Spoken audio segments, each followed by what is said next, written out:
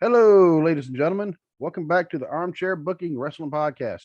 I'm your host. My name is Steve Barber, and joining me as my co-host is a man who's also enjoying some cold weather, and that is Dwaylon Davis. Hey, everybody. How cold is it for you, Dwaylon?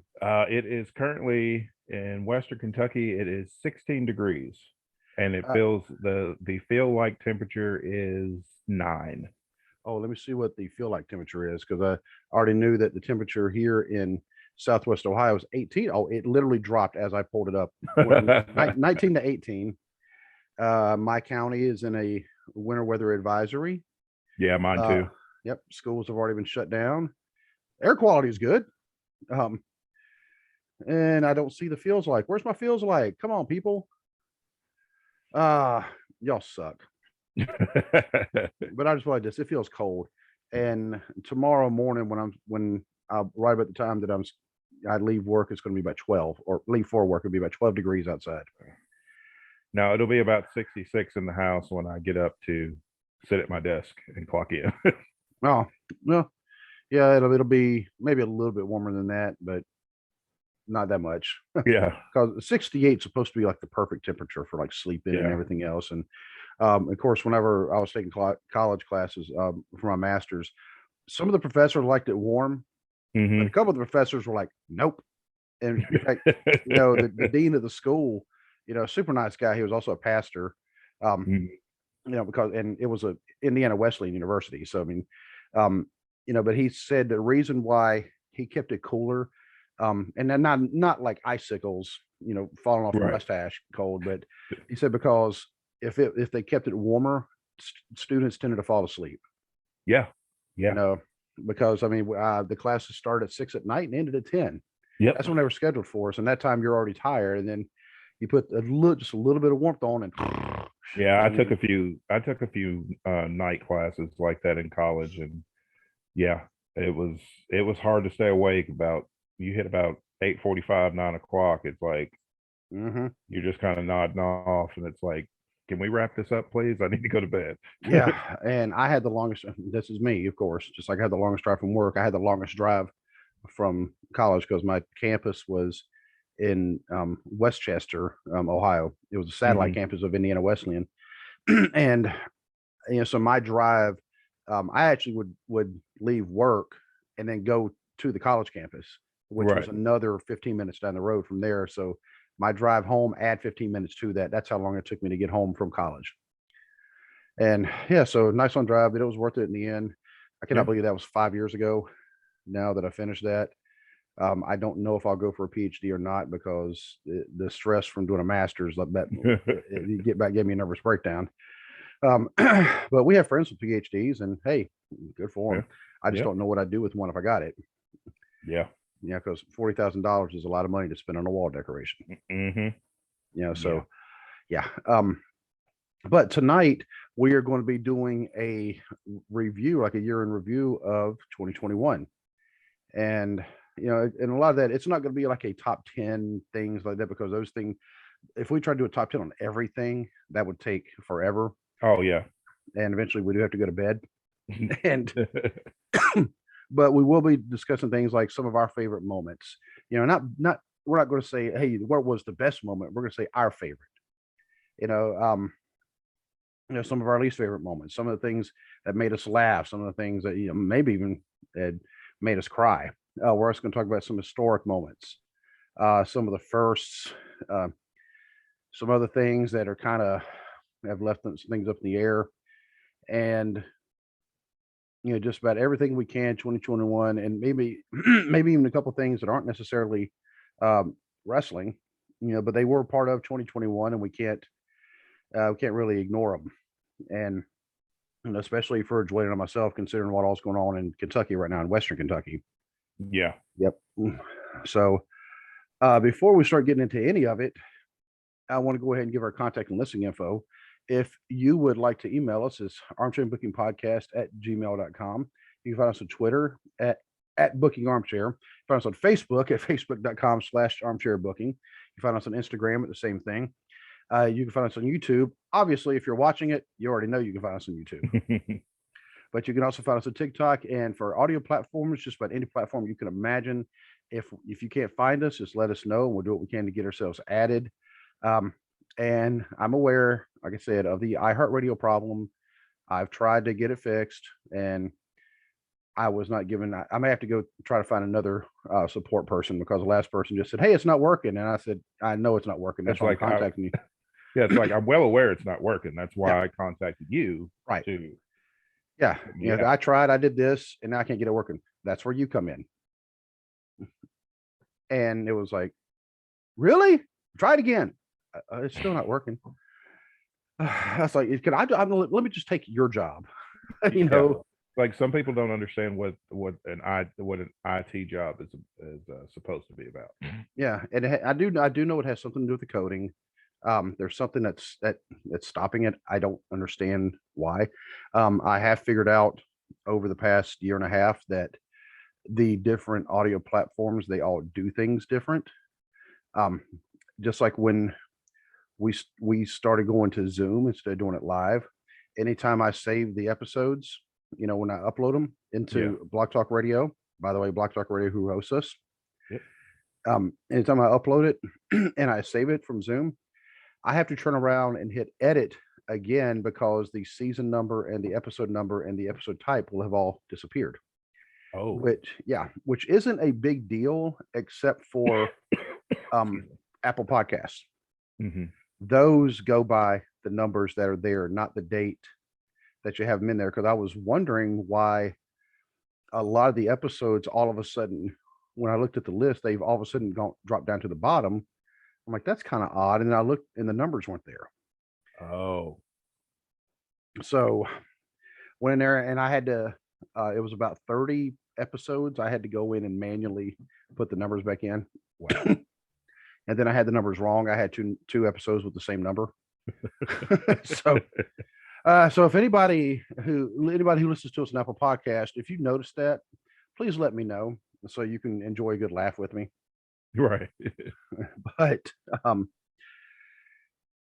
so now that the contact and listen info and the first laugh of the day is out of the way, besides earlier, right before we started recording, Dwayne was showing me, you might as well show me again, the patches on your arm. Oh yeah, it's because I'm diabetic, so it's called a Freestyle Libre, and it's a sensor that reads my blood sugar all the time, and then I can check it with an app on my phone. I just scan it, and it'll tell me what my blood sugar is. So hold your arm up like you're showing me the patch again. I want to show everybody what I did. I did like this, like I can see around his arm. For the audio listeners, go check that out on YouTube, what I did. Yeah. It's another stupid moment of the day. Oh, but and even before we start reviewing the year in there, it's wild. This week has actually been pretty eventful for wrestling and for us. Yeah. Let me hit the for us part first. Yesterday, we had an interview, a double interview with the Northern Wrestling Federation Tri-State Champion, Sinclair Octavius Bentley, and Noah Gabriel, who was challenging him for his title this Saturday at the Mount Orb Sports Complex, a 600-day road in Mount Orb, Ohio. And we had them both on the show simultaneously. And I don't know if you want to call it a debate, an argument, a discussion, but they were both pretty passionate about, this is my title, dweeb, you ain't getting it. Yeah. And he's like, not only is that my title, you hurt one of my best friends, and if you say another word about my fiance, it's going to be, a fist print in your forehead. Yeah. And so I mean, it was it was a pretty good show, I think. And they both seemed to agree, because they both shared it on social media. So I think if they didn't enjoy it, they probably wouldn't have shared it. Oh yeah. Yeah, I would hope. Yeah, I think it was a great interview, and they were both, like you said, extremely passionate about it. And I think I think we're going to have a great match when they meet this Saturday. Oh, absolutely. I will record it just so I can have it. And of course, I'll take pictures of it. I will not be able to post the video, because that is one of the things that I have actually talked to the people who run the NWF and people who are in the IT department, mainly, Noah. He's also one of the main people in their IT, and he did another production. And they said, as long as if I can upload it, but it cannot be public. It has to be Right. unlisted, which Right. means I can give you the link, but you can't find it by searching. Right. So in that case, yes, if I will try to upload it, but if you want to see it, you have to ask me for the link. I'm not just going to blast it out there, Yeah.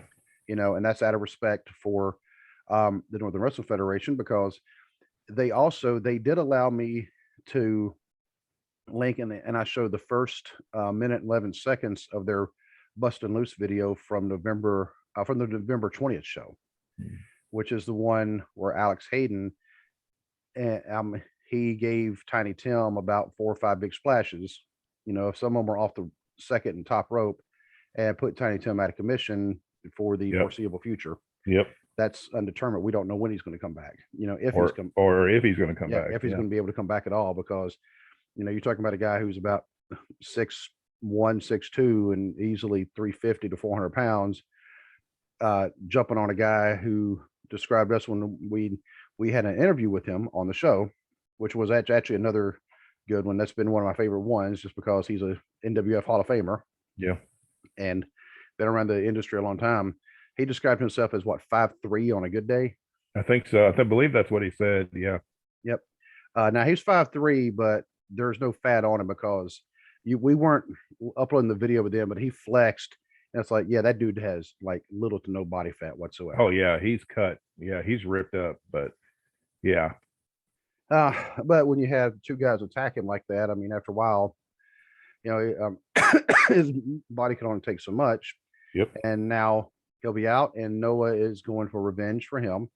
And because of some of the social media blurbs that Sinclair's put out, and some of which actually mention Noah's fiance. Yeah. And he also, on another video, and this is uploaded by the NWF, he also said pretty much the same thing he said before. I mean, it was almost verbatim, talking about Noah's pretty little fiance. And that's when Noah said, "You say something like that again." And, well, like I said, fist print in the forehead. Yeah. So, but either way, if you can make it to the Mount Orb show, I do realize that the weather is not exactly cooperating with anybody right now. So if it's going to be unsafe for you to travel, please, your safety comes first. Because I am still planning on be there, because it's literally 10 minutes away from my house. Right. And it works out for me, because I live actually just outside Mount Orb, but I have a Mount Orb address. Mm-hmm. So I love when they do the shows, because I could almost walk to the shows. My friend Randy, who you haven't met yet, Dwaylen, I'd love to have you both on the show at some point. Yeah, that'd be cool. Yep. He actually lives close enough. I think the last show he said he almost did walk. He said it's like a 5-minute walk from his place. So cool. Yeah, I mean, that I wouldn't mind that. So, but some of the other goings on in the WWE right now, all I can say is, oh my, how many people can one company release in a year? It's like the Purge. I think the number's up to 14 now in 2 days. They released 12 yesterday, and then they released was it? Hold on, let me check, because I don't want to get the name wrong. Well, I know you told me Samoa Joe earlier. They released Samoa Joe today, and Gabe Sapolsky. They released him. He was the one who started Evolve. Him and okay, that's Brian. right. Him and Brian Danielson started Evolve, and WWE bought Evolve when they were on their quest to kill the Indies, is what I call it. But they bought Evolve. Triple H brought Gabe in, and now it's like they're just completely erasing everything. Anybody that was hired by Triple H that has to do with the old NXT are being let go. Wow. Oh, and say what you want about Triple H, because I know I've been critical of him. Um, but the man, he is very, very passionate about wrestling. He's very, very passionate about the business. Whether he put himself not necessarily over as far as like winning matches, but the fact that he was putting himself in matches he had no place being in. Yeah. At WrestleMania, because you look at, there was like so many WrestleManias in a row. Triple H was involved in the longest match, Yep. and it wasn't even close. I mean, it was like him and the Undertaker 30 minutes. Yeah. You know, him and Daniel Bryan, like at WrestleMania 30, that first match lasted like 20, 25 minutes. Yep. And he's been doing that consistently. And then you're looking, going, you have so many other wrestlers who could actually use this time to have their own WrestleMania moment instead of, well, everybody else, we just throw them in the Andre the Giant Battle Royal. Yeah. Well, you got guys that could use the 10 minutes that his entrance takes. Yeah. I mean, his I WrestleMania didn't, I didn't even think about that. Yeah. is longer than some matches, and it's like, that's time you could have gave another match. Yep. But that criticism aside, he has an amazing mind for wrestling. Yes. And the NXT, his vision of NXT was the best product that WWE had to offer. It was consistently good. It's just what happened, I feel like, was when, for somebody, Vince Vince will publicly say he doesn't consider NXT, I mean, not NXT, sorry, AEW competition. But when AEW first started on TNT on Wednesdays, Vince moved NXT to USA in the exact same time slot, and all he did was hurt NXT. Right. It didn't hurt AEW because AEW pretty much won that little mini war that WWE tried to start. I think all but 2 episodes. I think Dynamite won every week in the key demographic every week except I think 2. Yep. And so then Vince pretty much had to concede that he lost and pulled NXT, moved it to Tuesdays. But by then, I think that Vince looked at it like, well, this version of NXT couldn't get it done. They couldn't beat the competition.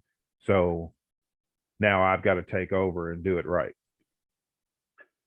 And the really sad thing, NXT has always been a developmental system, a developmental company, or territory, whatever you want to call it, developmental brand, for a reason. It's where people could really cut their teeth. It's where they could train. A lot of these were trainees, literally. I mean, some of them they've never wrestled anywhere else. They've come off the street and they started training there. And then they're like, hey, this whatever night, because NXT, before they were live, they would tape on a certain night, and they would tape like 3 shows right there. They were hour long shows, not 2 hours, hour long. Yep. And that's where some of these guys really developed their characters. Remember Adam Rose? That's where he developed that Adam Rose with the Rosebuds character, because he was going nowhere. There's actually a documentary, he's part of it. And really, really good. I actually did not know a lot about Adam Rose until I saw that, but he developed it. Boom. They're going to hone them, polish them, and send them up to the main roster. And it's almost like a farm league system in a way. It's like every Major League Baseball team has the single A, double A, triple A affiliates for those teams. Just like right in here, the Cincinnati Reds, they also have the Dayton Dragons, which is it's either single A or double A, affiliate with them. And if somebody's hurt, and we saw WWE, they've done this. Think about it. Finn Balor, Ember Moon, they got hurt. And before, they were out for a while. So before they came back, okay, let's make sure that you're ready to jump back in there. We don't want to just put you back in the main roster and all of a sudden you get hurt again. Let's make sure that you're ready. Make sure, you get the ring rust off, work on anything, and then you can come back. Well, then all of a sudden they decided, because, oh my God, this other company, invents thinking, they're no competition. We'll put NXT against them. Did he forget that Cody Rhodes and Brandy Rhodes and the Young Bucks and oh my God, who am I forgetting? greatest wrestler in the world again. Apparently, he's Kenny out right. Omega. Kenny Omega. Omega. Why do I keep forgetting his name? I mean, that's like one of the coolest names ever, and I keep forgetting it. But these are folks. Maybe with the exception of Brandy, she didn't have as much experience as the other ones, but she was still very involved with the business, and they're helping develop that system. And then they brought in Jericho, and then Bret Hart made an appearance at their very first pay-per-view just 2 weeks after he was inducted for the second time in the WWE Hall of Fame. And so for Vince to not think they're competition, it's like, dude, you ever read The Art of War by Sun Tzu? I tell you, I mean, don't underestimate your enemy. Yep. And the thing is, it's like Triple H built it into like, I think some of the downfall for the original NXT was that Vince didn't like that it had become a super indie brand. Because a lot of the biggest names in the independent scene, Triple H was signing them and bringing them to WWE. And I think Vince didn't, because of course we know Vince doesn't like the independent scene. If it's not the WWE style of wrestling, then he doesn't care for it. And I think that was part of the issue too, because NXT got to a point where they were the number one brand in WWE. Well, Vince isn't going to have that because Raw is supposed to be the flagship, and honestly, Raw has been the worst of the three brands for years. I mean, right now, SmackDown is the best out of the three, and SmackDown has been poor because they've Bruce Pritchard and Vince McMahon kind of have their fingers in that pie too. And you can tell by some of the stuff that's going on SmackDown that it's like, it's not the same as it was, Right. And it's just the NXT that I loved is gone. They're just trying the black to and gold. Yeah, the black and gold is getting wiped out of existence. Not to say that there's not good parts to NXT 2.0. Braun Breaker is fantastic. He won the NXT championship, which I'm all for. I think that's good. I like Tony D'Angelo, Carmelo Hayes. I love what Mandy Rose is doing. I love her, heel run, her championship run, things like that. There's a lot of good stuff on 2.0, but it's like, I just don't agree with the let's wipe out everybody who's not a up and coming talent, so to speak, because you need that veteran talent to offset that some of the greener talent that's on NXT. Right. And of course, some of the other changes happen in WWE right now. And yes, I've been kind of getting into a little bit of a debate with someone about whether it was a good idea to make Lesnar the WWE champion. It's especially when it was very spur of the moment, last minute, because Lesnar wasn't even supposed to be in that match. Right. And the fact they gave him a title, that first of all leads me to believe he was going to take the title off of Roman. Which would have made no sense because it's like it's like Roman's like the hottest thing you have right now. It's like it makes no sense to derail that money train when you can get so much more out of his run. Why would you end it early just to give it to Brock, only to give it back to Roman because we know eventually that's what would have happened. And by him beating not only Brock winning the WWE championship, but pinning Big E to do it, that just guarantees. Sinclair said it last night on, when we were talking before, after the show, that just guarantees that Big E doesn't get a rematch for the title and Big E just gets kind of pushed aside. And because they're moving forward with Brock Lesnar and Bobby Lashley, which does not need the WWE championship to be a big fight. This is the match that Bobby Lashley has been wanting since 2018 when he came back to WWE. This is the match he's been vocal about wanting. Well, it's happening at the Rumble. The title's on the line, but it didn't need to be. They didn't need to take it off Big E to give it to Lesnar just to put it on the line against Bobby when they didn't need this match doesn't need the title to feel important. Right. And, I was told, well, they were going to have Big E lose the title to Rollins. I have seen that And there's been talk that he was going to lose it to Rollins, and here's that the doesn't thing. even make sense. That doesn't make sense. Big E should have retained. I think they could have got more out of his championship reign. But if he was going to lose it to somebody, then if he had to lose it to Rollins, at least it's the guy that's there all the time that's going to show up and is not going to pick and choose when he comes to work. Right. Somebody who's going to pick and choose when he decides to fly in on his private jet. Exactly. And I know everybody's pushing, oh, well, he's a face now. He's a face now. He's a face now because that's probably what Nick Khan is telling him you better do. Well, the thing is, he's a face because Roman's a heel. That's the only reason. Yeah. He's still doing heel stuff. Like when he was on SmackDown beating up Sami Zayn every week. It was still a heel. He's still doing heel stuff. He's still the biggest bully there. Right. It's just Roman's face, Roman's heel. So then Brock's automatically got to be a face because Vince isn't going to do heel versus heel. He won't. And that when they had Brock go over Big E clean, I mean, like I said, first of all, that killed Big E, because I mean, one thing I don't like about when you have multiple people in the one match, the one pin, boom, match is over. Whoever wins the title, whether the champion got pinned or not. I don't like those because of that.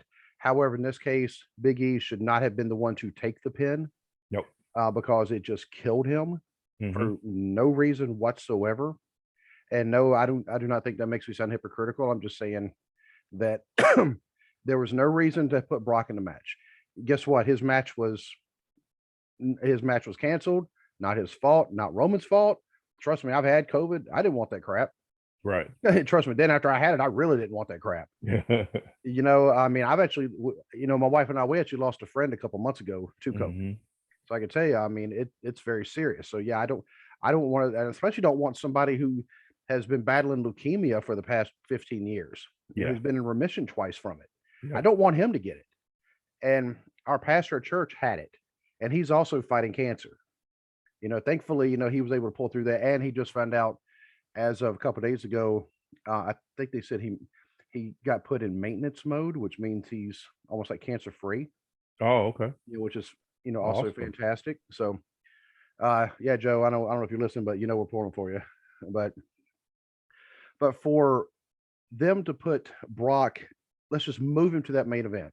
And I'm thinking, okay, they're going to have the Usos come out and give him a pound and take him out of the match, and that way his credibility, he won't be buried. It was because of outside. Yeah, he'd still look strong, but that way he could have been taken out of the match and not been the champion. I like watching Brock Lesnar perform, especially when he's motivated, like in the day one main event. Brock sold more in that match than I've seen him sell in like 3 years. I'll agree with you with the caveat. I like him performing when he also sells, when it's not just Brock's 2 moves of doom. Yes, for all you Brock Lesnar fanboy marks out there, his 2 moves of doom, because that's all he appears to know. Anyway, the German suplex and the F5. Yep. Occasionally he'll do another kind of suplex and he'll punch somebody. Yeah. But those I think they're accidents. But when he's motivated and willing to sell for his opponent, like his match at Survivor Series a couple of years ago against Rey Mysterio. Yes. That was a great match. He bumped hard for Mysterio. He sold for him and everything. That's the Brock Lesnar I want to see. I have no issue watching him. I've always been a fan. I just don't agree with him being pushed to the main event ahead of everybody that is there night in and night out, working to get that same opportunity that he's handed simply because he's Brock Lesnar. Right. And to all the Brock Lesnar marks out there, he is not as big of a star as y'all think he is. Not anymore. He doesn't have the name recognition doesn't mean the same that it meant 4 or 5 years ago. Right, because they could say, well, it's going to bring in it's going to bring in ratings temporarily. Yeah.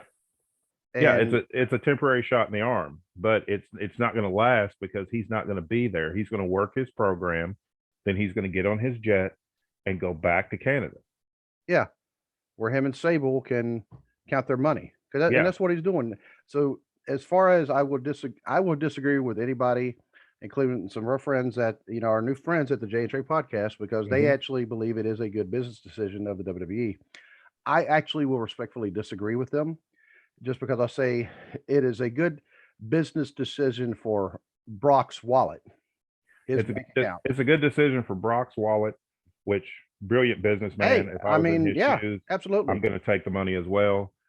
Brilliant business decision as far as Brock goes and as far as Vince goes, because both of their pockets are getting lined. But as far as the big picture and building new stars, you've just reverted to the status quo. And then you wonder why AEW is passing you by. Because yes, do they have people that have worked? I hate the term AEW is just signing WWE guys, because nobody says that when WWE was rating Ring of Honor. Nobody ever said WWE signing, only hiring Ring of Honor guys. It's just these are athletes that are on the market. Tony Khan would be stupid to not sign some of these people. Like, who wouldn't sign Adam Cole? Who wouldn't sign Bryan Danielson? Who wouldn't sign Aleister Black, Andrade, talent like that? These are guys that are still they're just hitting. Adam Cole is 30 years old, if that. You've got Aleister Black, you've got Andrade, you've got guys that are hitting their prime. Why would you not sign these guys? These are world-class talents that have traveled, that have competed all over the world. And why would you not sign them? And I just don't understand WWE's logic on that. I mean, I could spend a whole episode talking about reasons why I don't understand their logic on staying with the status quo instead of building new stars. And the thing that's also been brought up with all the releases they've done, like in the past couple of days, they all have the one link in common, which is everybody could look.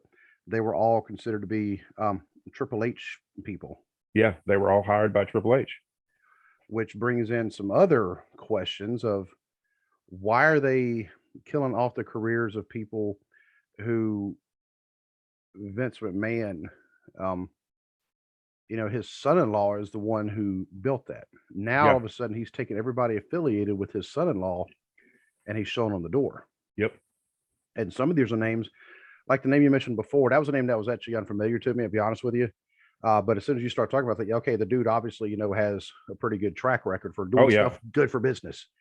Yeah, he was the first booker for Ring of Honor.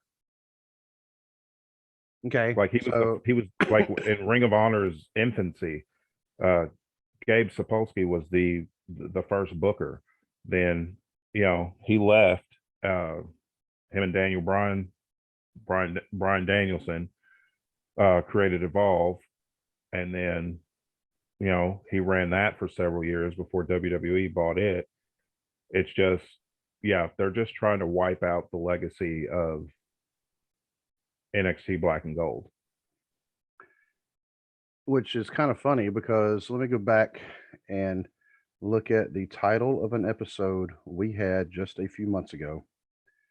And I'm pretty sure you'll remember the one I'm talking about. And we talked specifically about NXT and about all the changes they were doing. And I didn't think it would happen this quick, but the name of the episode was the episode on September 17th Will the recent NXT changes be good for the brand or cause its collapse? Now, here it is 4 months later. Yep. Kind of makes you wonder. I mean, I didn't think it would have happened this quick, but all sorts of things going to happen. And some of the names that were released, a non-wrestling fan may not know them, but wrestling fans, especially ones who have been fans as long as what we have, would definitely know them. Like Samoa Joe released Yeah. today. Yep. William Regal, Mm-hmm. Road Dogg, also known as James Armstrong. Yep. Or is it Jesse James Armstrong? Or Jesse, or Brian Armstrong. Brian Armstrong. Yeah, Yeah. Brian Armstrong, along with his brother. Yep. Was it Steve or Scott who was released? Scott. It was Scott. He was a referee. For what I saw earlier today, he's already got offers from other companies to come in and referee. So yeah, I mean, now some of these, I mean, they're known well enough. They'll be able to find, theoretically, they'll be able to find work soon enough. And I am still trying to find Brock Lesnar his degree. I'm pretty sure somebody would know because as far as I know, he actually did graduate. I can't find it.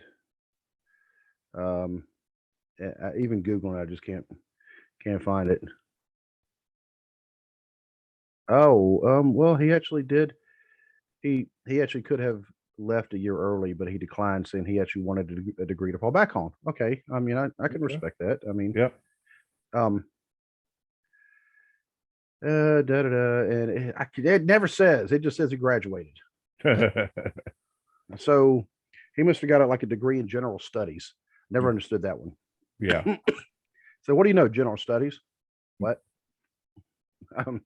Okay. That's high school stuff is general studies because everybody does the same thing. Yep. But anyway, before we get off on a college kick, because both Dwayne and I, we are college educated. I will just put that out there. But we do not believe that you have to have a college degree to get far in life. No. Now you can go do something without it. It all depends on, plenty of other certifications, which are not easy to get. Yeah. Go for it. Just make sure you do an honest living. Make sure whatever you choose to do, make sure it actually means something. Make sure, it's helpful. Yeah. But anyway, before we get off on another kick, so I think with Brock Lesnar, I think the bloom is probably going to fall off the rose quicker than normal this time because there's already been backlash, and but of course, I mean, there's already been supporters as well. Yeah. But I just don't think it's not going to last as long because on all the things that we're saying, and we're saying these things are going to happen. And why do we say it? Because, well, they always happen. Yeah. When they eventually do happen, then, what's the company going to do next? Because they don't think, and this is part of the problem with them doing their pay-per-views every single month where they run the storylines, just for a month, maybe 2 months, is now they get in that mentality overall. They don't do long-term planning anymore. Right. Which you would think for a company that I don't know if they're considered a Fortune 500, but they are a publicly traded company. You would think that they would plan those things long term. Yep, you would think so. But they haven't been. But so with the 14 people, you said 14, right? 14 the past couple of days. Yeah. That brings the grand total over the past year close to 100, if not over 100. Yep, close to 100. And they've just been on a, 2021 alone, they were on a mass, because they released 80 plus people in 2021. Names like Bray Wyatt, Braun Strowman, it's Big just Show, Mark Henry,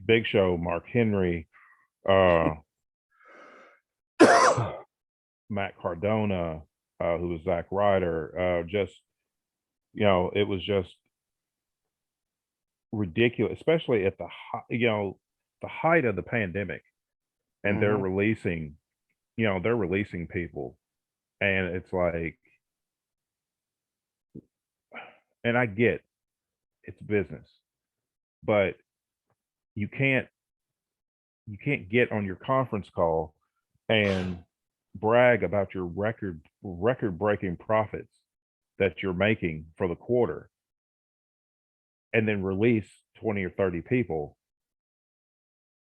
And it's like, that's a slap in the face to those people that just lost their job when, oh, well, we made, look at our net profits. We made record breaking profits, but these people are out of work. And it's like, okay, like Ring of Honor. Ring of Honor, of course, we know is on, they say they're on hiatus. We don't know if they're going to come back or not, or what it's going to look like if they do come back. And Ring of Honor, a lot of it was financial. Sinclair Broadcasting basically told them, we've got to do something because we're hemorrhaging money, because they were still putting on shows, in an empty arena because fans couldn't come in yet. But Ring of Honor did right by their wrestlers. They did right by their all of their staff. Everybody got paid. Nobody got released from their contracts. Everybody got taken care of. Safety measures were put in place for testing and things of that nature, to protect the wrestlers, the commentators, the referees, the backstage crew, everybody. Ring of Honor went above and beyond, and I have nothing but respect for what they did for their company during the pandemic. Unfortunately, with no money coming in because of no fans coming in, then it put them in the red. So right, and the reserves of money dried out. Yeah, the reserves dried out, and Sinclair Broadcasting was like, "That's it. We can't keep doing this." Right. I understand that from a business standpoint, but I respect what Ring of Honor did. They're a small, way smaller company than WWE. WWE could have done the same thing and not had to release a single person and still had record profits. And one of the differences also, one of the things with 2021, and I guess we can kind of start at the beginning of the year. 2021 was the second year of the pandemic. Yep. It's not as intense as 2020 because everybody knows 2020 really, really sucked. Yeah.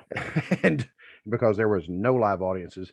In fact, even 2021 started out still with no live audiences. WWE were still doing the Thunderdome. Yep. And I will say I was a part of it a couple times.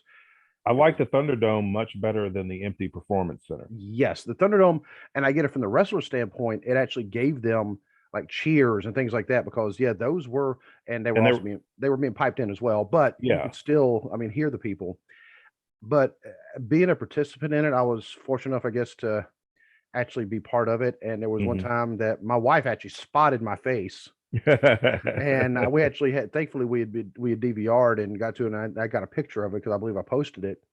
But it was very underwhelming because I'm sitting there thinking, okay, I'm going to be able to watch the show. There's going to be a camera inside this monitor that they have because, right now I'm literally using my laptop camera to broadcast this. Right. Which obviously is not the best camera because you see Dwalen's using a regular camera and his video quality, his picture quality is better, but either way, I would figure I would at least been able to see the match like I was in the stands. No, what they showed whenever you would log into there and was the exact same thing you're seeing on your TV screen. I just had to turn the TV down so it wouldn't have the audio bleed over. Oh, okay. Yeah, that's what I thought. I thought you would see what was literally going on in the arena like you were just. Yeah, I wish. It was and the way they did it, it was cool. I'm not gonna say it was a total it down, but but for the most part it was underwhelming because then I had my headphones in. That's one of the things they said, you had to turn your speakers down, or the speakers down on your TV if you were still watching on there so you could hear the producer. The producers were in our ears. Really? They were actually telling us, okay, now boo, okay, now cheer, okay, now clap. And wow, I'm like, you wouldn't tell me to do that in an arena. I'd tell you to walk away. Yeah. You know, if I want to dress up like Hulk Hogan, I will. You know, actually, let me choose a better one. Hold on. Randy Savage. Randy Savage. I want to dress up like Randy Savage. I will. Because Hogan couldn't grow a beard like this. Savage did. Yep. But actually, according to our friends at Jay and Trey, I don't know if you saw the comments. They our very first video we posted, they said I look like Big Show.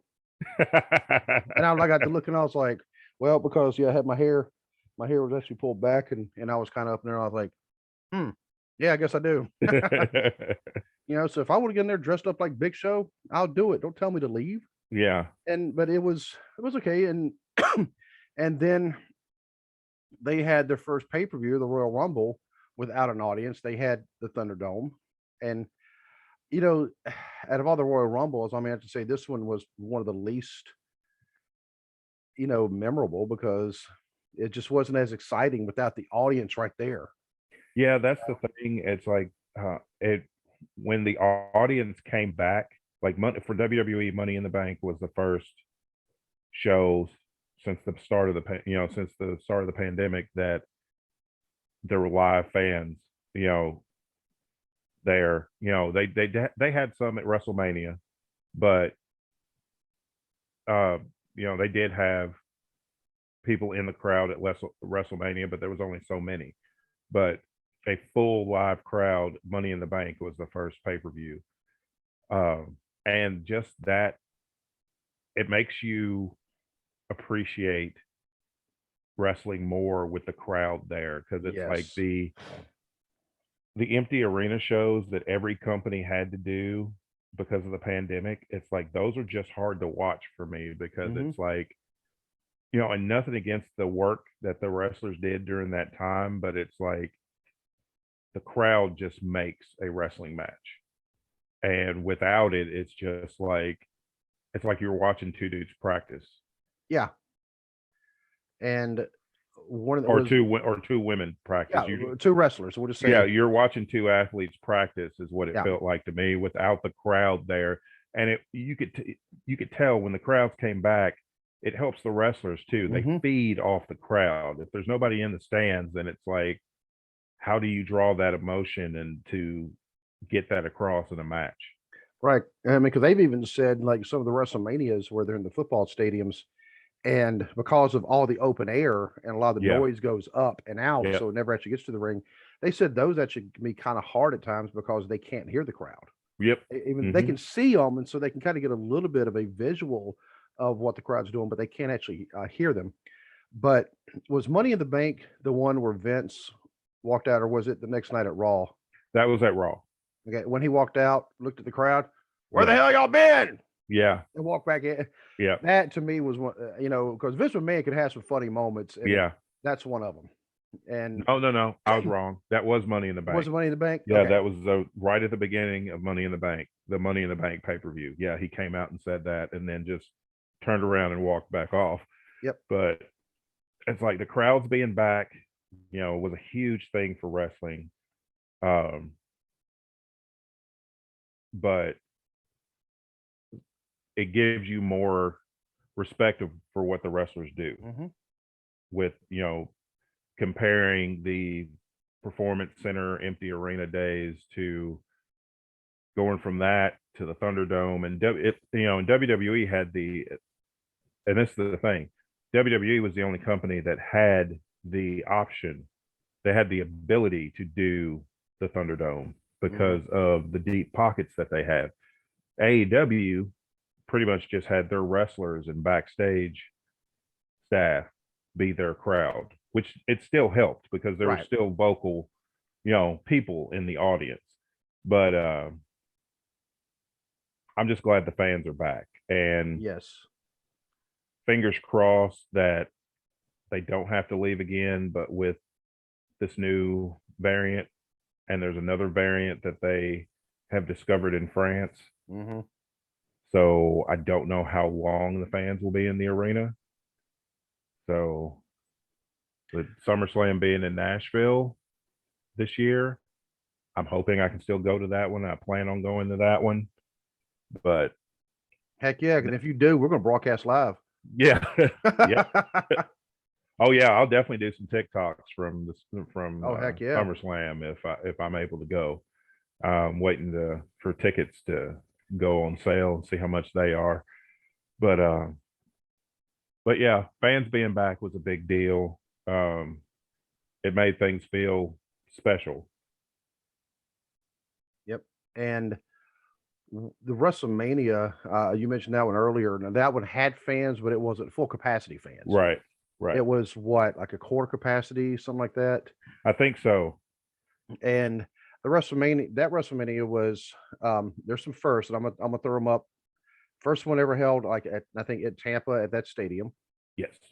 Um, first two night, no, the year before was two nights WrestleMania. So let me backtrack that. It was the first WrestleMania to ever be delayed because of rain. Yep. Mm-hmm. And the first night main event was the first WrestleMania main event to feature two black female wrestlers. Yep. And that match, oh my God, that match was off the chain. It was ridiculously good.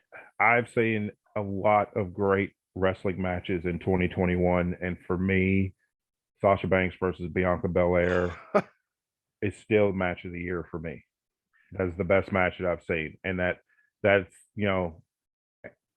and that is a credit to those two women in that position, because a lot of people are saying like Hangman Adam Page and Bryan Danielson, their 60-minute match from Dynamite was match of the year, or Bryan Danielson and Kenny Omega, their 30-minute draw on Dynamite. Those were great matches, phenomenal matches. But for me, Bianca Belair versus Sasha Banks at WrestleMania was the best match of 2021 from any company. Oh, and let me throw this in there. We're not saying this was a great match because of the situation with the historical aspects of the match. No, I mean, I don't put qualifiers and stuff. Dwayne's known me for 30 years. He knows I don't put qualifiers in anything. I don't say, Right. "Oh, it was a good match for two black women." Exactly. No, this was a fantastic, phenomenal match. The whole time I'm on the edge of my seat, Yeah. like, oh my God, I don't know who's going to win. Yeah. From start to finish, from the entrances to the final bell. Amazing professional wrestling match. And these two women put on a classic. Yeah. And I don't care. There's, we still, even in now early 2022, we still have some chauvinistic men out there that are that have no respect for women's wrestling. I will put this match against any match between two men. This match was phenomenal. These women really put on a classic, and this match will stand up next to any match between two men in 2021 and beyond. Oh yeah, and if for anybody who has not seen the match, go to the network. Which, by the way, that was actually something else that happened in 2021. Yep, a big thing. But go to Peacock, go find the WWE section, because Peacock this year bought the WWE network, and now you have to go through them to get it. Go to the WrestleMania, and in whatever season it is, which is so goofy. Well, but I know why they do it. But yeah, because their algorithm is built on seasons, because they have a lot of TV programs on there. So well, that's something they should probably, change that to years, because most people don't say, well, it was in season 4. Yeah. I mean, I know what year it was. But, yeah. But go find that match. It was the main event of the first night of WrestleMania back in the beginning of April. I don't remember the exact date. And the beginning of that match, you saw the two of them, and they were just staring at each other with tears in their eyes, because this was just they understood the gravity of the moment. Absolutely. And they were both trying to compose themselves, because they knew the history that they were making. Mm-hmm. And that may have been one of the reasons why they tore the joint down the way they did. But then again, if they didn't have the ability to tear it down, they wouldn't have done it. Exactly. I mean, if you don't have that ability, you're not going to do it. Yeah. And if you think about this, Bianca Belair is her time in the business is should still be considered to be green. Most wrestlers who've been in the same amount of time Mm-hmm. Yep. are nowhere near as advanced as what she is. Yeah. She And has got, that is who, no disrespect to Becky Lynch, no disrespect to Charlotte or any other female wrestler on that roster, but that roster should be built around Bianca Belair. yeah, She has absolutely everything you could want in the star. and her strength, like I said, she's like Cesaro. Yeah. I mean, she doesn't. You look at it, and you're thinking, oh, so I see some of the she's so daggone tall. I mean, and Yeah. she's got such a long frame. It's hard to look and go, okay, all that is muscle. Mm-hmm. Yep. And when she's picking women up above her head and then moving one arm, Yeah. it doesn't matter if the other woman has her, kind of bracing or balancing herself. She's still holding her up with one arm. I mean, so I mean, she's got that just raw physical strength. She's a legitimate NCAA Division I collegiate level athlete. Yep. A lot of people forget about that, even though they show it all the time. And yes, in her biography, they were very honest about when she went to she went to 2 or 3 different colleges. Yeah. Because unfortunately, which a lot of 18, 19-year-olds, when they're away from home, I'm not going to say who, but you get involved in some things that you probably shouldn't get involved in, involving Yep. a lot of bottles. Yep. Some little bitty bottles, some bigger bottles, and a lot of times it's with other people as well. Yeah. And she got involved in that, and she ended up, leaving. I think it was South Carolina was the first one, and then eventually she made it to Tennessee, because that, I mean, her hometown basically. Yep. Yep. And I think she's done pretty well for herself since then. I think she's more than made up for it. And she's an amazing human being. Yes. On top of, to top it off, all of her, her physical attributes and everything. She is just a genuinely good human being. Eventually, she is going to have to cut the hair because she's going to like hurt herself on it. And her hair, I know the long braid that touches the floor, part of that is like a clip on or something. Yeah. But if you ever see her, like when she doesn't have it, her hair is actually pretty long. Yeah, it's pretty long. I saw her at the ESPYs, and her hair is pretty long. Yeah, I mean, it's not touching the floor long, but it's about the middle of her back long, at least. Yeah. Which kind of funny. Mine's also about the middle of my back. So, and I cut it for 4 years. How to do that to you.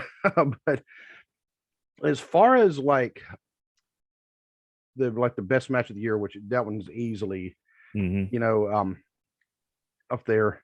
A couple of the matches that you didn't mention were some from the last Ring of Honor pay-per-view.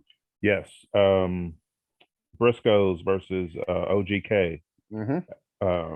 Amazing tag team match. Any tag team that wants to learn how to put on a tag team match, go watch that match. That was a phenomenal match. Briscoes ended up winning, 12-time Ring of Honor tag champs.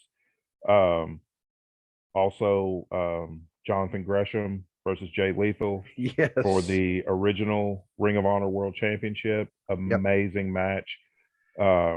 Another example of, as a Black person, it is wonderful to me to see that type of representation in professional wrestling these days, with Sasha Banks and Bianca Belair main eventing WrestleMania, Jonathan Gresham and Jay Lethal main eventing Ring of Honor's last pay-per-view for the foreseeable future in a world championship match, Bobby Lashley winning the WWE title, Big E winning the WWE title from Bobby Lashley. And it's just that type of representation it gives, especially for Black kids watching professional wrestling. There's somebody that looks like them in the main event, winning a world title. It's giving people something to strive for that they don't normally see. And it's just been a beautiful thing.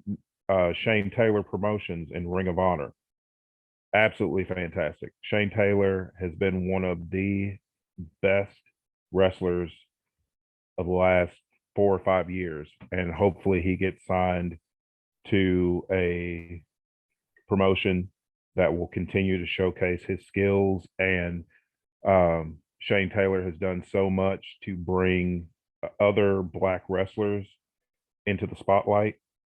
He's not one of these that are like, I'm just worried about me. No, he wants to make sure everybody eats, not just himself. He didn't want to, he's not trying to eat alone. He wants everybody at the table.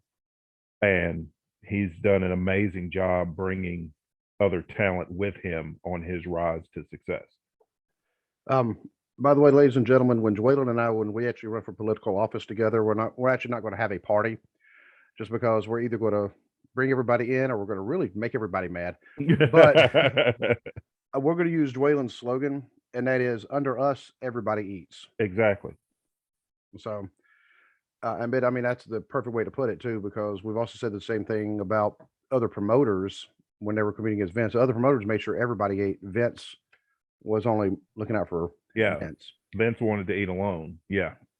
And it's kind of funny, though we were talking about the match again, and you knew exactly which two I was talking about, because after I watched that tag match, I'm like, oh my, there is nothing that's going to be able to top this match. And then the Gresham and Jay Lethal match happened. I'm like, never mind. Yeah. Because and so those three matches, the Bianca and Sasha match plus these two from Ring of Honor, the Hangman Bryan Danielson match. The only problem I have with that one, because it is an hour long, so sometimes it's hard to have an hour long of just nonstop action, because those guys, they have great cardio, but you have to take a breather. Yeah. On occasion. Yeah. But that's not taking away from the match. The match is still great. Now, as far as like other great things or moments that just made the crowd just pop, biggest surprise, even though everybody kind of saw it coming, CM Punk returned after 7 years. Yep. And got to return in his hometown of Chicago, and those fans lost their mind, rightfully so. I was right along with them. It was just great to see him back. Whatever you think of him personally, I've been a CM Punk fan since he was in Ring of Honor. And of course, his pipe bomb promo changed a lot of things, not just in WWE, but in pro wrestling in general. He had an amazing championship run, but he just you could tell at the end, before he left, he was just burnt out.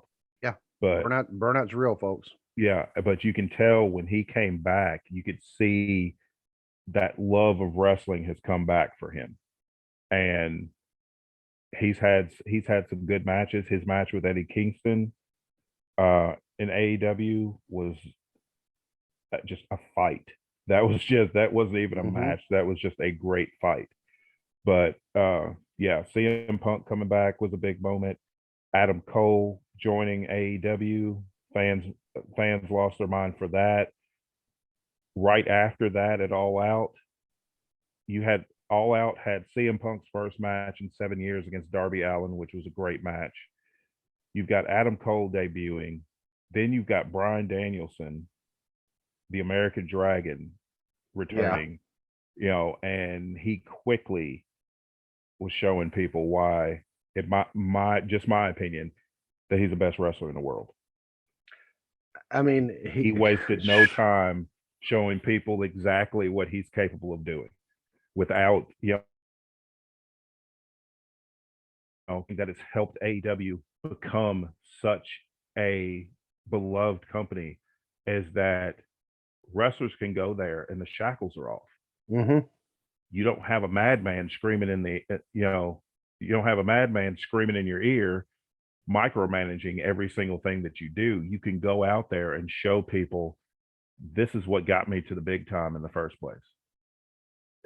And in CM Punk, he kind of hinted that Daniel Bryan or Bryan Danielson was going to be joining them anyway, because when some people started going, yes, and he's like, hold on a little early or whatever it was that he said. Yeah, yeah. You know, But you got to be a little patient. you got to be a little patient.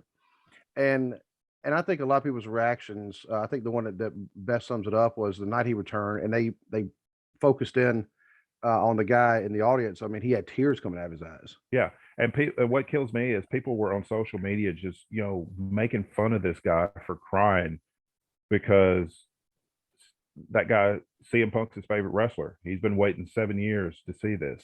Mm-hmm.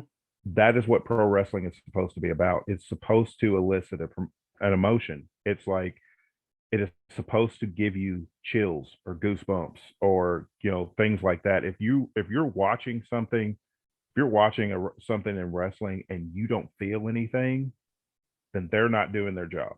Right. Because you're supposed to feel that emotion, whether it's angry at the heel or goosebumps of a return or chills because you just watched history happen, or tears because your favorite wrestler has returned after 7 years. Mm-hmm. There's absolutely nothing wrong with that. And CM Punk got on there, and lots of wrestlers.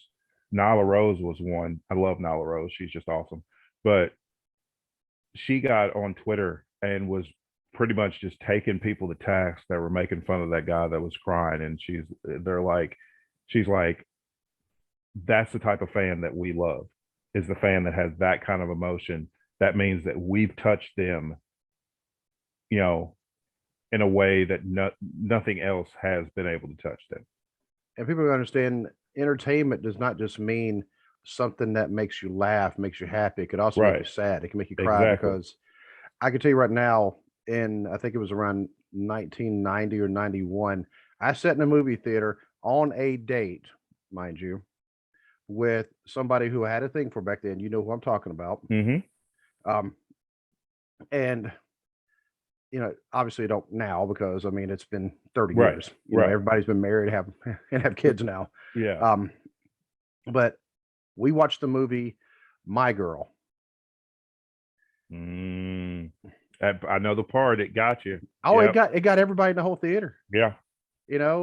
I'm pretty sure when you watched the movie, you may try to hide it, but you had tears in your eyes. Well, for me, the movie that got me like that was the Shawshank Redemption at the very end, when Morgan Freeman finally gets to the boat. Mexico. Yeah, that brought tears to my eyes. That was just a beautiful moment. And it's like, there's nothing wrong with that. We've spent too much time as a society, especially men have spent too much time worried about being manly and not showing our emotions. There's nothing wrong with showing those emotions. I mean, you've got a son, I've got a son. I've taught him that there's nothing wrong with showing an emotion if it's something that, whether it makes you sad, whether it's tears of sadness or tears of joy, show that emotion, because there's nothing wrong with it. And I dare anybody to go find the video of the Eddie Guerrero tribute and not cry. and not shed a tear. Absolutely. Yeah, you go ahead and give it a shot. You go ahead and you try. You just can't do it. Nope. And I think another Owen Hart, that's another one. Mm-hmm. Yeah, I mean, you can't do it because, I mean, when you saw the wrestlers with tears in their eyes, because they weren't, I mean, this was their friend. Yeah. And so you knew that was real. And my wife will tell you, I'm a sympathy crier anyway. If I see somebody cry, I mean, sometimes I just got to walk away because, I'm like, all right, damn it, they're making me cry. Yeah. I got to kind of compose myself. But that's all. But when we're doing it watching movies, and we're doing it watching TV shows, even doing it, watching a concert, you're doing it watching a sporting event, there may be an event that will hit you emotionally. That is part of being entertained. Yeah. And so this man, CM Punk did his job, not just making people happy, but this guy was so emotionally overwhelmed that his favorite wrestler just came back.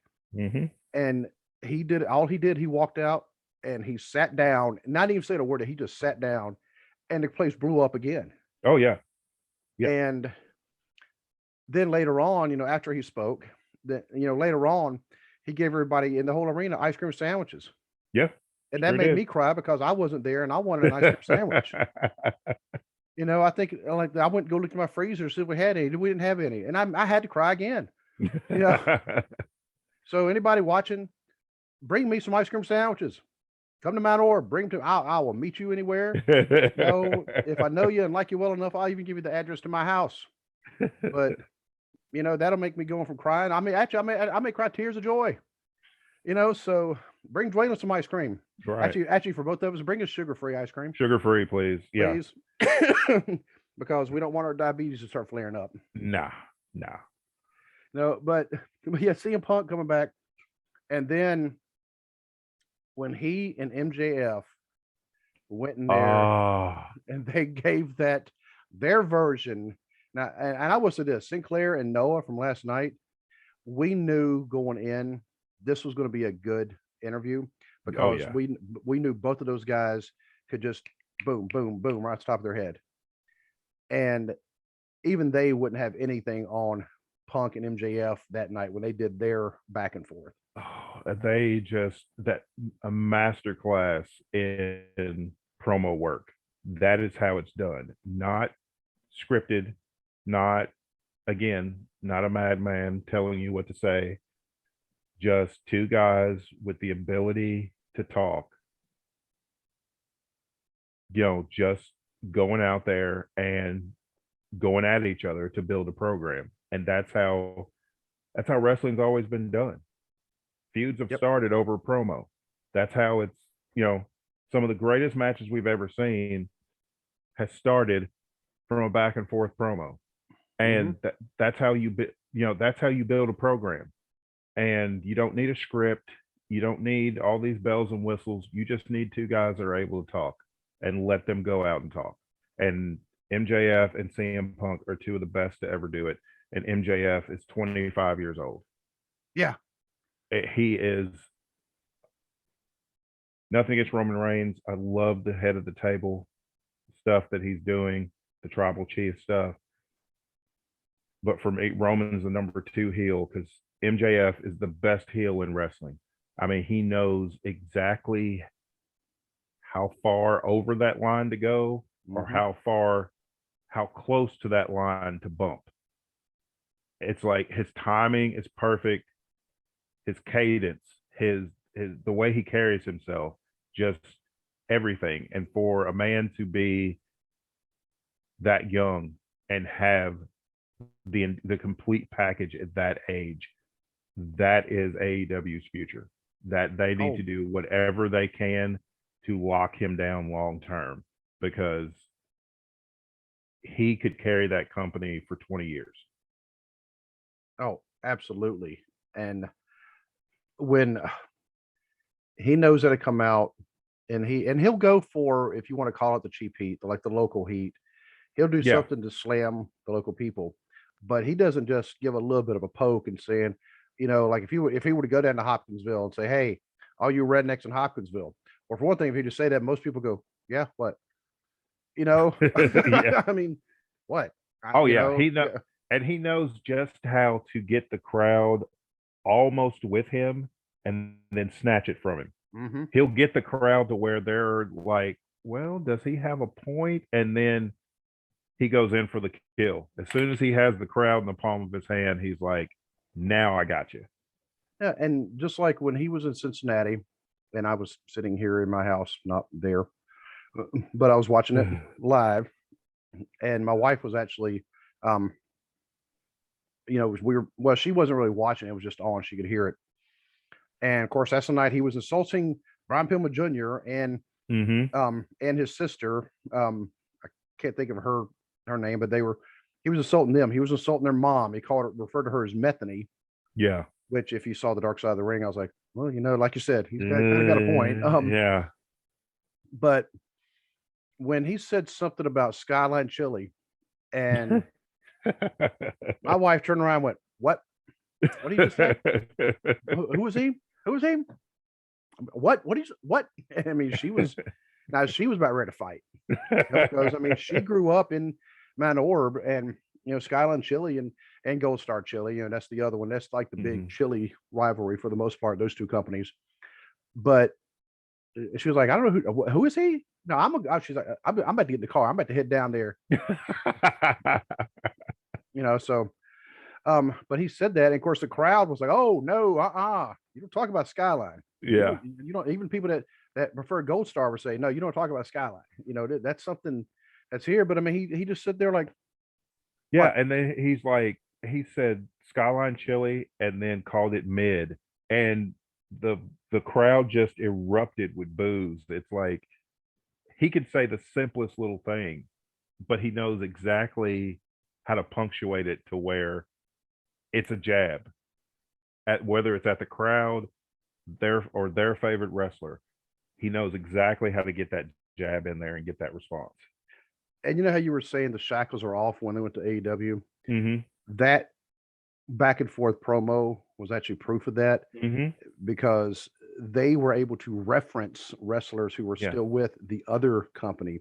Whereas, in that other company, they won't dare reference somebody else. Well, no, Because even Edge brought up that promo when he was, having his little promo feud with the Miz, but he couldn't call anybody by name right. because that would be admitting that there's other wrestling outside of WWE. And that's what I like about this. A lot of people I've seen on Twitter where people are like, "Oh, AEW's always got to bring up WWE and blah blah blah blah." I like that they do that because Mhm. it tells people AEW knows that there's other wrestling out there besides them. They Right. don't live in this little isolated bubble where it's like it's just AEW and there's nothing else. I mean, the Forbidden Door is proof of that, you know, and I like when companies reference other companies. I wish WWE would actually do that more and reference other companies and not just say, "Oh, well, he wrestled in Japan," or, you know, he did this. I mean, they will wipe out a person like 10 years of a person's career. They did it with Kurt Angle. They act like Kurt Angle went from 2006 to when he came back like he did nothing, even though he wrestled 12 years in TNA. Hmm. And I mean, he when wrestled honestly, he wrestled longer in TNA than he than did in what he did WWE. WWE, yeah. Yep. And he's actually mentioned that on his podcast, which I don't listen to his podcast as much, just because his one of him and Jeff Jarrett are like the last two that have come up as far as Conrad's podcast. Yeah. And so I can't always get to his, Yeah. but the best way to put it, but I do try to give it a listen, because Kurt Angle, I mean, just his experience is not just with sports entertainment wrestling, but with Olympic wrestling. Mm-hmm. And, Yep. he's got some amazing stories, because he's had experiences that you and I won't even dream about having. Right. I mean, I've never won a gold medal, much less win one with a broken freaking neck. Yep. And he did it. And that to me is just amazing. But when CM Punk, um, when he told MJF he was a less interesting Miz, Yeah. and then MJF saying, you've lost it, because next thing you know, you're gonna be talking about hustle, loyalty, and respect. Oh, I can see Yeah. you. And I was like, man, they are And then just going like for straight on crotch kicks right now. yeah, and then when CM Punk told him that the only way that he was going to be a star was that he'd have to wait till Tony Khan had a daughter for him to Yes. marry. I was like, whoo. Yeah. I was like, okay, they're making everybody want to see this fight. And another reason why MJF, he is such a good heel. I mean, and right now I haven't seen the PWI awards yet, but I don't even know if they've even announced them. I don't think they have yet. Well, if he does not get most hated wrestler or best heel, or Yeah. I think they still call it most hated, whereas like Mhm. Meltzer, it's still like best heel. Yeah. And I get that. If he doesn't get, in fact, both of those, something's wrong. Right. I I agree. mean, and I think, Tully Blanchard, he's every time MJF goes out and does it, Tully Blanchard's kind of Yeah. watching him like this, and he's smiling. Yeah, like That's yeah. right. Yeah, because Yeah, MJF, because I mean that is classic. I mean, that is right from the Tully Blanchard playbook. It's yeah, like I'm going to get these people so mad that they're willing to leave their house and pay money to see me get beat up. yep. And speaking of Tully Blanchard, kind of somewhat off the subject, He was just on Nikita Koloff's podcast here recently. Oh, really? Yeah. Cool. And that was actually pretty interesting. They were backstage at an AEW event when Nikita was able to interview him, and part of that is because both of them, they're both ordained ministers now. Yep. And so they were actually both talking about their paths that would led to that as well. So I'd say definitely check that out. Because Nikita, I've tried to contact him about being on our podcast and I haven't heard anything back. Right. But I do know he's also a very, very busy man. Yeah, I can tell. So, I can tell from his Twitter account. Yeah, he's pretty busy. Yep.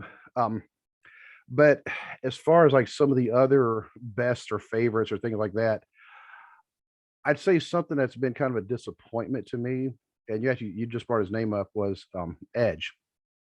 Yeah.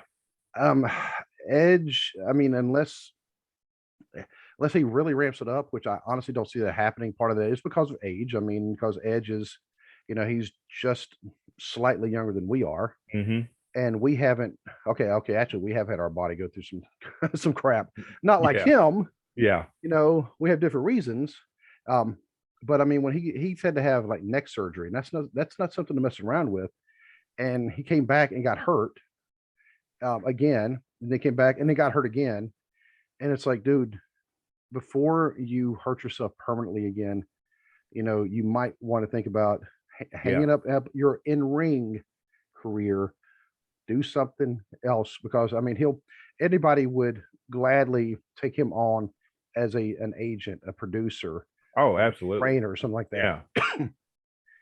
Yeah. Or go join Christian in AEW. Yeah, which was another great story in 2021, that Christian was able to come back after basically WWE's Vince McMahon's never liked Christian anyway.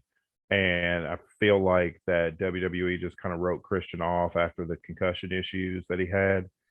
But he was able to come back, sign with AEW, become the Impact World Champion. He beat Kenny Omega for it. He's had a good run. He's aligned with Jurassic Express now. So hats off to Christian for the comeback. I feel like it's honestly been a better comeback than Edge's, because he's been more consistent with wrestling. Also, hats off to Kenny Omega. I will admit that I was wrong about how good Kenny Omega is. For the longest, I was like, I don't feel like he's as good as they hype him up to be. But after watching him this year, he's every bit as good as people have said that he is, especially considering the injuries that he wrestled with all year. And for him to have all those issues, be the Impact World Champion, the AEW World Champion, and the AAA World Champion all at the same time, making multiple title defenses. Hats off to Kenny Omega. He's getting some well-deserved time off to heal up. I respect the fact that even though he was injured, he still would not stop until he dropped the belt to Adam Page, because that was that was a 2-year story, 2-year plus storyline that they did. Awesome how they did that. Yeah. And I mean, that storyline started from the inception of AEW culminated with Hangman beating Kenny Omega for the AEW World title. And that's a large part to Kenny Omega sticking with the plan. Instead, he could have taken time off during any of that to have surgery, rest up, or whatever, but he wanted to make sure he put Adam Page over before he took time off. And I definitely respect Kenny Omega. Like you said, I mean, I was not real high on him either until I got to really watching him. I'm like, okay, there is a reason why some people say he is the greatest wrestler in the world. There's also a reason why Bryan Danielson, people say he's arguably the greatest wrestler in the world. Right now, to be honest with you, another disappointment for me, and it's coming from WWE, was their misuse of Bray Wyatt, and then their subsequent misuse of Alexa Bliss. Yeah. and apparently she's coming back. I don't know if you saw that recent picture of her. I did, but I don't know if this is going to be old Alexa Bliss or Fiend Alexa Bliss. I'm hoping it's old Alexa Bliss. Same here. Well, and she just got like a bunch of piercings in her ear, and we're not talking like on the outside of the, like inside her ear. She looks like she got like. I'm like, that's different, Um, but I mean, Alexa Bliss, you're talking about somebody who's a great heel. Oh yeah, Y'all there for a while. phenomenal heel. Oh, because I remember texting you going, dude, she is the best heel in the company right now. I mean, because she was just, you want to see her get beat up. Yeah. And it was, and I think another thing that makes somebody a great heel is if they have the talent to back it up. And that's what it is. I mean, she was very, very good in the ring, but she could also run. I've even mentioned when she and Nia Jax in the Elimination Chamber, Alexa's door opened up. There's Nia waiting for her. Alexa go there, close the door back. She's in. like, nope, nope, not good to know. You're going to get somebody else. For me, the star of in WWE, the star of 2021 was Roman Reigns. His work has been phenomenal. For everybody that booed Roman Reigns, I hope you've changed your tune on what he was capable of doing. This is the Roman that we should have had 3 years ago when people were pushing for him to turn heel. Just the way he carries himself, his promo work, that theme music. I have that theme music as my ringtone on my phone.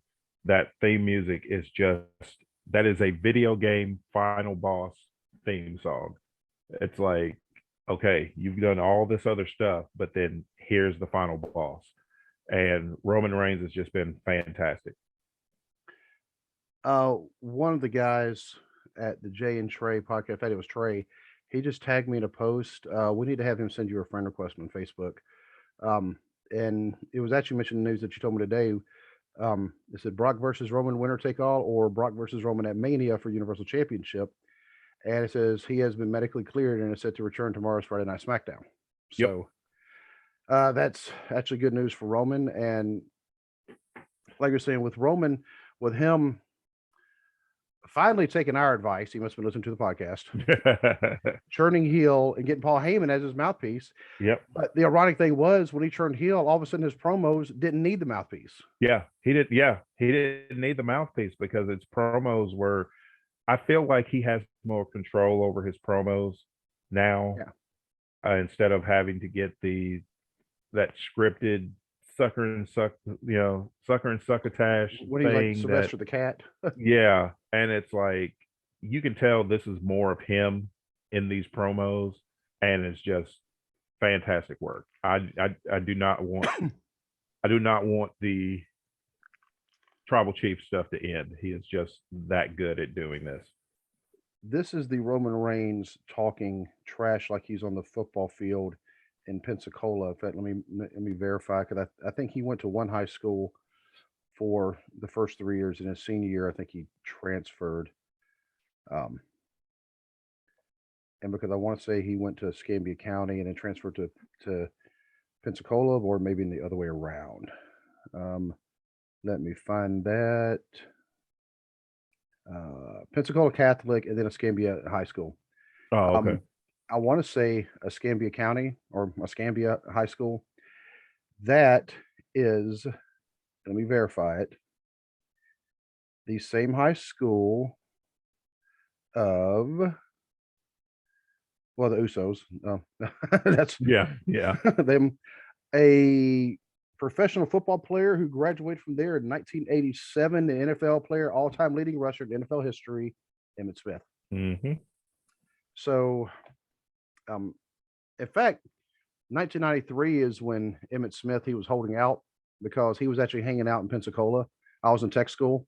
Oh, okay. One of my instructors actually hung out with him a couple times at, I think it was Coconuts was the name of the club. Cool. Yeah. But yeah, so there you go, Emmitt Smith and Roman Reigns and the Usos, and let's see, Joe Durant, let's see, Preston Hanna, Jim Presley, Trent Richardson, and I had some others.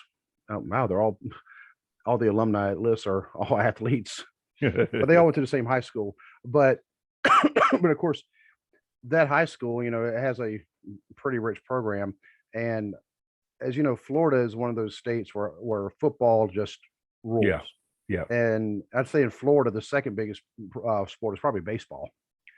But for that area, I mean, there's a lot of trash talk that goes on the football field, and I'm going to guess that that's where Roman learned how to talk. Oh, I'm sure. And then you have to be a bad guy on the football field, Yeah. and so by turning him heel, now you're given an opportunity to talk trash naturally. If you're a face, you can't do that. Yeah. But if you're a heel, you can, and that's why you said turn me heel. One of the best things they ever did for him and the company. Having him lose the title to Brock would be a big mistake. Yep. And right now, having him as the Universal Champion, having the Usos as the tag champions, and we need one more family member. Yep. Actually, they can do two more because they need to bring Trinity Fatu, also known as Naomi. Yep. Give her the woman's title right there. And because she's married to Jimmy. I can never remember. They're twins. Yeah. Sad thing is they're twins, but they have different haircuts, so they don't look alike. Yeah. Yeah. But but there was somebody else that was supposed to come in, and I can't remember who it was. They said there was like one more of the Anawai Fatu family. I know the Usos' little brother is in NXT. So bring him up, Intercontinental Champion. Boom, the bloodline has all the belts. Yep. And that's what you need. That's the Four Horsemen were so good because they had all the belts. Yep. And actually, or you could also say they had all the belts because they were so good. Exactly. That's what they need. And I was actually looking at the neuro talking about everything that happened in 2021, and I know there's got to be some things we missed, just because it was a very eventful year, But there was a lot of historical years. We can almost put an asterisk on the year because of COVID, but for the first half of the year. But one of the most important things that I think that happened to this podcast was Dwaylen was able to come on as the co-host. Well, thank you. I appreciate it. I've had an amazing time. It's been great. And that is absolutely not throwing any kind of disparage to Kyle. I just want to put that perfectly clear to anybody who may think that, because Kyle and I are still friends, and he had to step down for personal reasons, because he just had a lot going on, and I get that. I mean, he was burnt out and something had to give, and the podcast was it. So, but he did say, "Hey, I think you ought to talk to Dwaylen," because they've never actually met, but they know who each other are. They know, right? Yeah, they're both of their loves for wrestling are, they're pretty equal as far as they're both very, very passionate about wrestling. So, but this year, as far as other changes with the podcast, we went, and this was actually something that just happened to be a coincidence. We were about to go to Zoom anyway, right as Dwaylen came on, because remember, you started out as like the guest co-host for like the first 3 or 4 shows. Yep. But we were going to Zoom, and obviously it's worked out. It's given us some more flexibility as far as we don't have to be set on exact certain times. And because before, when we were live, it was like, okay, the show's starting whether you're ready or not. Right. So you need to get ready. And we ran into other issues being live. And this was actually, fortunately, Dwaylen didn't have to experience this. We had some people call in who were who thought it'd be funny to be very vulgar and very racist, and it was 2 of them back to back, and so it was obvious it was a coordinated, if you want to call it, attack or a prank or whatever. Yeah.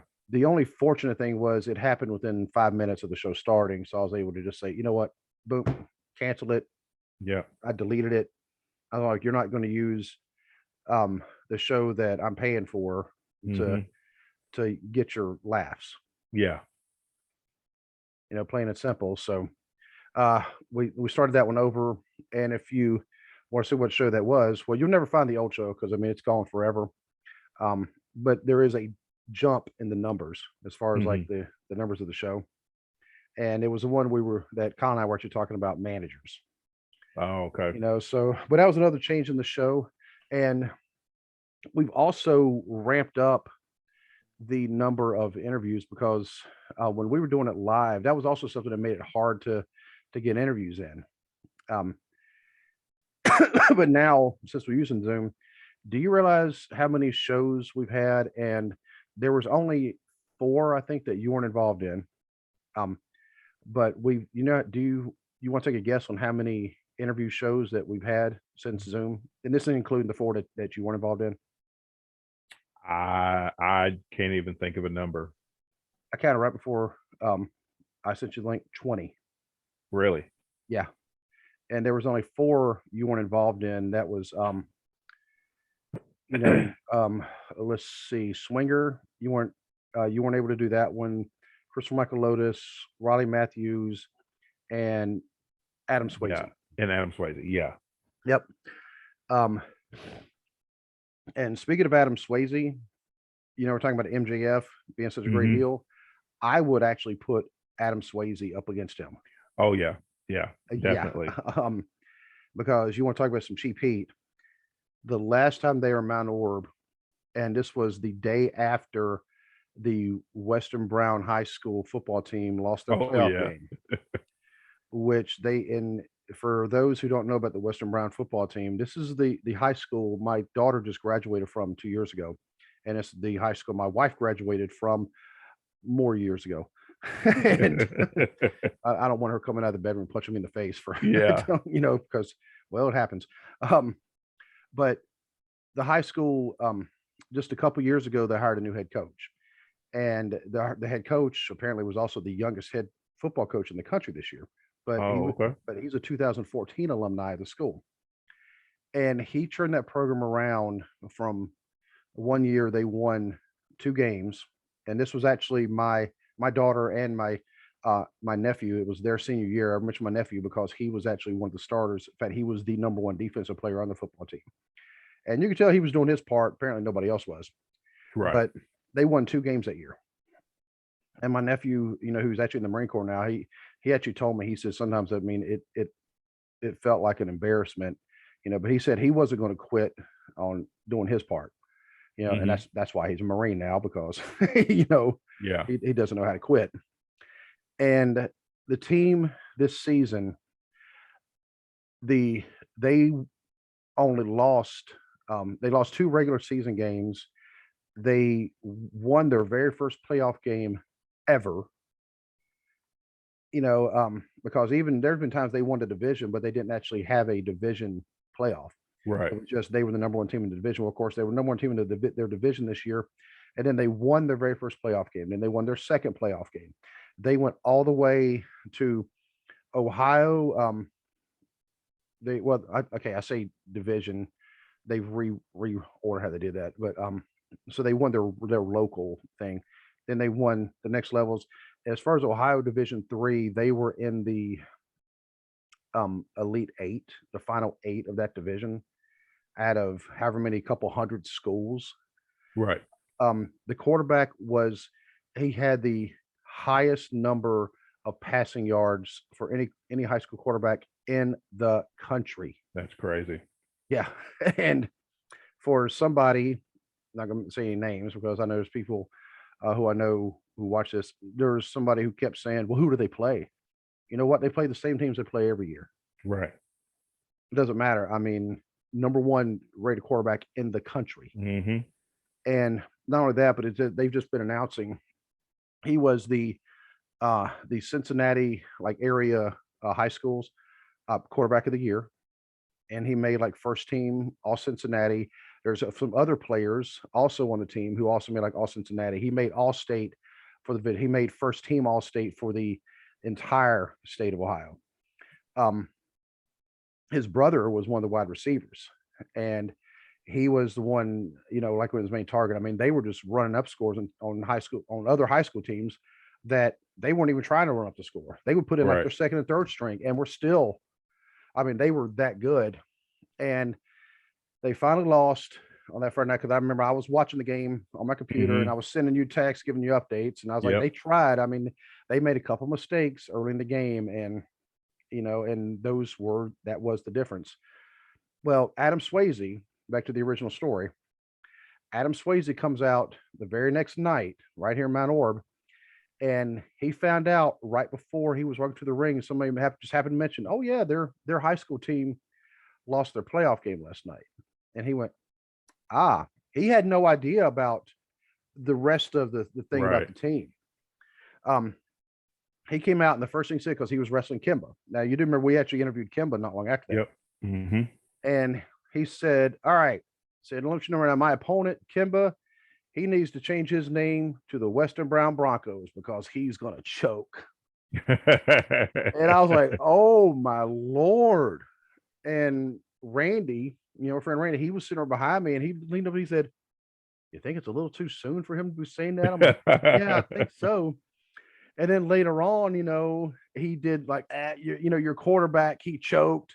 And like you said, Yeah. he had no idea about all that stuff. Wow, there it goes. Our first blooper. Now you can see what all I was hiding. I'll fix it later. And I was like, that dude's going to need a police escort to get back to his car. Oh yeah. But yeah, he told me later on he had no idea about all that stuff about the quarterback, who passed up. He passed up Joe Burrow on like the Ohio list for like single season passing yards. Mm-hmm. I think he may have passed up Roethlisberger also. Oh wow. Yeah, I mean, now he didn't hit like the number one spot, but I mean, he came really, really.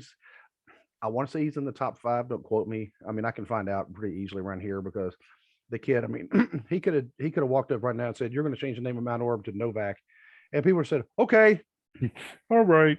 okay." And the scary thing is, he's only a junior. Oh wow. And he's already visited some Division I schools, Iowa State being one of them. He's already visited Ohio University, Miami of Ohio, which I know they're mid majors, but still they're Division I. And then there was another. I think Illinois was another one of the major conferences that he visited. So he's being looked at. Yeah. And I told my one cousin who was playing for North Carolina just a couple years ago, I was like, "Hey man, you need to get Mac Brown to come look at this kid." Because I mean the kid's good. But for Adam Swayze to get in there and just automatically say that, I'm like, dude, somebody in here may have a knife. There was no metal detectors when we came in. Yeah. Y'all may want to put them in there after that, because somebody here, they probably have a knife in their boot. And oh yeah. they're like, "I'm gonna wait for him after I get out the match." All 5'6" of him, But yeah, I would put Adam Swayze against MJF. MJF may win it, but I mean it'll be a hard fought battle as far as I know better hill. But I'm trying to think what else has been going on this year, because man, this has been so exciting. I mean, this year, this week alone, we've already had 3 shows. One reviewing day one and how just whatever. Yeah. And then yesterday, I mean, and of course, yesterday the interview with Noah and Sinclair put us in a lot better mood. Watching them fight kind of put us in. We're just going to get back and relax. Both of those are great guys, though. I mean, I will say that. Both of those were great interviews individually, so we knew it was going to be good. You put them together. And I'm pretty sure their match is going to be phenomenal this coming Saturday at the Mount Orb Sports Complex, 600 Day Road in Mount Orb. If you want directions, just send me a DM and I'll tell you how to get there. It's actually pretty simple. Joellen, you could actually get on 68 and just follow 68 almost the entire way. It'll take you a while because 68, going up. Yeah. Anyway, and last but not least, we definitely want to send out for everybody still in Kentucky who are rebuilding, absolutely in Western, far Western Kentucky, out close to Dwaylen, out in Mayfield, out in Dawson Springs. And these are names of towns that we knew when we lived in Hopkinsville. So to hear about these towns and the people there being affected pretty badly by these tornadoes. And then 3 weeks later, our hometown of Hopkinsville, getting hit all of a sudden. And there was no warning, nothing. This tornado just came down and it just tore up. It was at Campbell and Ninth, it was like it started Campbell and Ninth and went up like Campbell Street. Yeah. and just tore up a lot of businesses, including a Family Dollar that Dwaylen used to work at. Yep. And so a lot of those businesses are having to rebuild. Fortunately, nobody lost their life. So that's, I guess, one silver lining. Yeah. But yeah, if anybody can help out in any way, definitely help out. If they don't need your physical presence, please do not go. Yeah. Yeah, because that's something we actually did discuss on an earlier episode. They were turning people away for a lot of reasons. I mean, because unfortunately, you have some people who want to commit crimes. Yeah. And they actually caught some people trying to loot people's cars. They had actually hooked up somebody's car and were just trying to carry it away. Yep. And I'll be the first one to punch you in the face if I see you doing something like that. But and definitely all this year, because I lost some friends. I lost one due to COVID. I lost another one, a dear friend who actually worked with her husband in Japan, and she died suddenly. She just went to sleep and didn't wake up. Oh wow. Yeah, that was a few months ago. That one actually hit me, kind of hard, because I mean she was such a close friend back in the day, and I've known some people. Not going to say they're necessarily friends, but I mean we were always friendly with each other. One recently lost his battle to addiction. Left behind. Well, him and his wife, they had actually split up because she had tried and tried and tried, and he was doing good for so long, and then he went back to using again, and she said, "I can't deal with this." And right. so she's like, "I can't have our girls around this." And that was like 5 years ago. Well, he apparently lost his battle with addiction about a week and a half ago. Oh, Yeah. that's terrible. Yep. And there's somebody else who, believe lost their battle as well. And so that way, that for that part, it's been kind of a rough year. I would never turn my back on friends who are addicts, but at the same time, I'm also not going to enable them. Right. Yep. Absolutely. Yeah, if you come to me saying you need money for food, I'm going to go buy you food. If you turn down the food, it's not food you want. Exactly. And also, COVID is very real. Like I've said, my wife and I, we lost a good friend just a couple months ago from COVID. It doesn't matter, what you think about the vaccinations or not, because there's been a lot of studies both ways. If you want to get it, get it. If you don't do your thing, but keep yourself safe. Right. Exactly. And if you think that you're getting sick, stay away from other people. Yep. Because some people may want the vaccine and can't get it because of health reasons. There's a coworker, he actually can't get it. Yeah, I know. Yeah, I know several people that can't get it because of medical issues that they have. Yep. I mean, this guy has Crohn's. There's a lot of things he has to stay away from. Yeah. And Yep. So and be respectful of people. If they want to wear a mask, don't say anything to them. If they don't want to wear a mask, unless it's like a place where you need to have a mask on, Yeah. just use judgment. If you're outside, my God, leave people alone. Yeah. Yeah. I mean, come on. But be kind to each other, because right now, it seems like a lot of people are just wanting to find a reason to fight everybody. Yep. And I mentioned this on another episode, and Joanna and I, this was a policy that we had talked about with the podcast years ago. When I first brought it up to Dwaylen, was we were going to not talk about religion, not talk about politics. Yep. This is about the closest one of the closest you'll ever come to us actually saying anything about politics. You look at the color of my microphone, you look at the color of Dwaylen's microphone. It's actually just a coincidence, the colors. Yeah. But I mean, but we know what they also, can be affiliated with.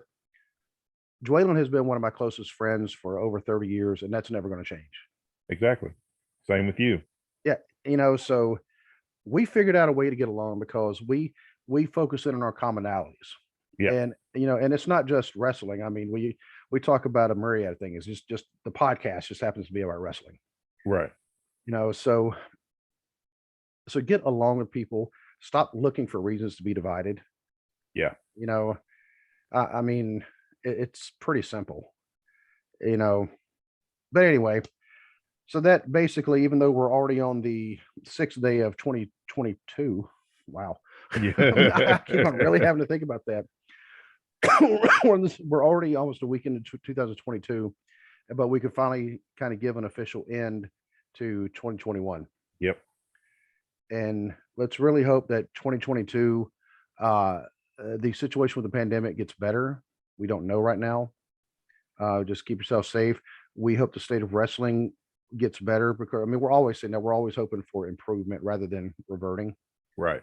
And we hope that just everything in general gets better. Yeah. So I don't know what we have on the agenda for next week. I know I do know I will be talking about the show that happens on Saturday, just Yep. to kind of give a recap of that. But as far as anything else, I mean, I know we've been kicking around some ideas for subjects, and I know at one point we're going to be talking about some Royal Rumbles this month. I do know that, Oh yeah. and Definitely. we're planning on having a watch along. I don't know how it's going to work if we have a video. So we're going to have to figure that one out, because if we try to do a Yeah. watch along with that, we'll get copyrighted so quick. Oh yeah. Yeah. Vince McMahon will send somebody to knock on both of our doors. Yeah. So, but my friend, until next Monday, hope you have a good weekend, and please try to stay healthy and stay inside, stay safe where it's warm, because it's snowing like the dickens outside right now. Yeah. You too. Yeah. It's snowing here too. So Yeah. So, but all right, dude, we'll see you, and God bless. God bless.